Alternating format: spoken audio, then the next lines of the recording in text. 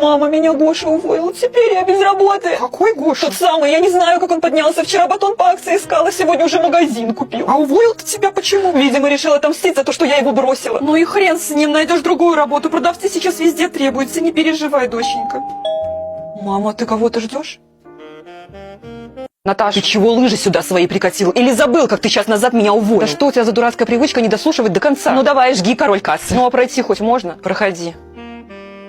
Гошенька, поздравляю тебя с магазином. Пусть твой магазин сияет, а конкуренты нервно курят в сторонке. Спасибо. Мама, ты, может, забыла, что этот нехороший человек уволил меня? Ты же мне даже договорить не дала. Я хочу предложить себе место администратора в моем магазине. Администратора? Мама, что он сказал? Он сказал, что ты администратор, доча. Это правда? Да правда, правда. Завтра утром жду тебя в магазине.